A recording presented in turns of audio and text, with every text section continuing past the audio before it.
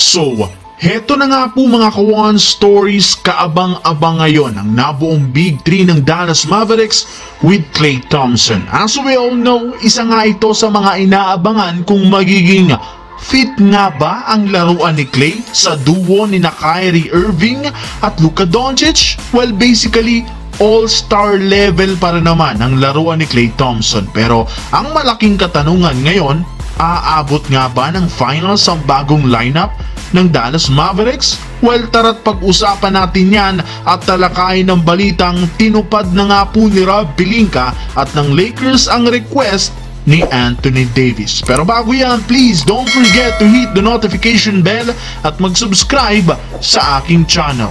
Ang video ng ito ay hatid sa inyo ng 1xBet. Suportahan at manalo sa inyong paboritong kupunan sa NBA, PBA at ngayong Paris Olympics. Maaaring makakuha up to 12,000 cash bonus sa inyong first deposit gamit ang aking promo code. Pag tama ang prediction mo, panalo ka. Pindutin lamang ang link sa comment section at mag-register gamit ang iyong GCash account para makapag-cash in at cash out. Isang paalala, tumaya mga ka-One Stories ng responsable.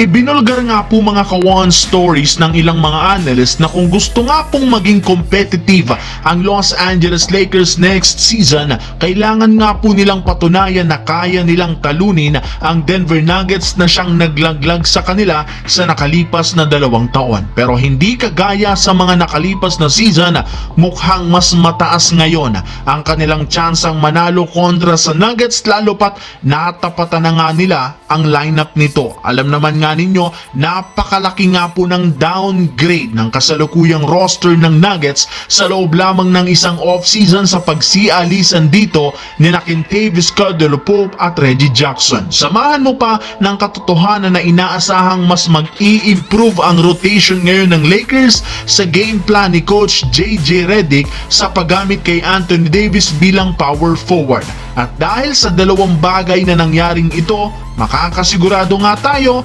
magiging match o pantay ang lineup nila sa darating na season. Ibig sabihin, mag-iiba nga ang storya ng kanilang bakbakan. Samantala, matapang nga pong sinabi ni Jason Tatum sa media na inaasahan na magkakaroon ulit ang Boston Celtics at Dallas Mavericks ng rematch para sa 2025 NBA Finals. Hindi man lang nga ito nag-alinlangan o nagdalawang isip ang pagsabi ng ganitong klaseng bagay kahit maraming mga teams ang maiinis o magagalit dito. Ngunit ayon kay Kendrick Perkins, bagamat mataas ang tsansang makabalik ulit sa NBA Finals ang Celtics, malabo rin naman nga pong magkaroon ulit sila ng rematch ng Dallas. Hindi kagaya sa East, mas mahigpit nga po ang kompetisyon sa West. Ika nga ipapasok muna sila sa butas ng karayom bago umabanti sa championship. At dahil sa parte ng Dallas Mavericks, kung pagbabasihan natin ang kasalukuyang lineup nila,